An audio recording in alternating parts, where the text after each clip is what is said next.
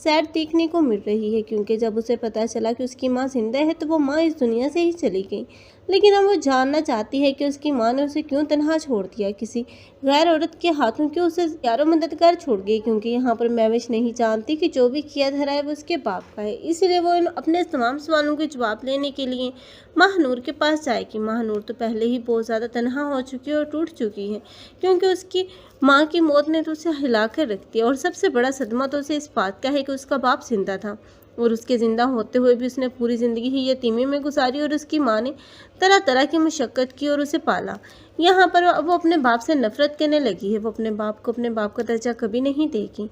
यहाँ पर दिलावर अली उसकी गलती और उसका माजी अब खुलकर उसकी बेटियों के सामने आ जाएगा। एक उसे नफ़रत करेगी तो दूसरी अपनी बहन के साथ हमदर्दी, क्योंकि यहाँ पर महविश हो सकता है कि अब वो ना चाहते हुए भी अब महानूर का पीछा छोड़ दे और उसके हक में बेहतर ही करे।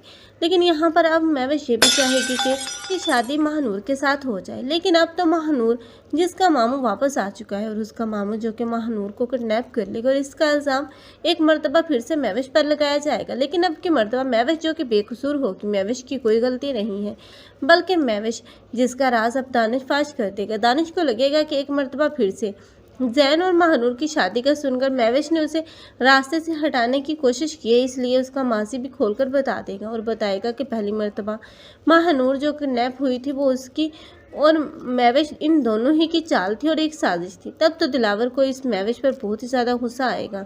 लेकिन यहाँ पर अब महविश जो कि सबको सफाइयाँ देने की तो कोशिश करेगी, लेकिन नाकाम ही रहेगी। आप लोगों को क्या लगता है, क्या महविश खुद को बदल लेगी? कमेंट सेक्शन में अपनी कीमती राय के इज़हार लाजमी करें। मज़ीद ऐसे रिव्यूज़ के लिए हमारे चैनल को लाजमी सब्सक्राइब कर लें। अगर आप लोगों को हमारी वीडियो अच्छी लगी हो तो वीडियो को लाइक करना मत भूलिएगा। अल्लाह हाफिज़।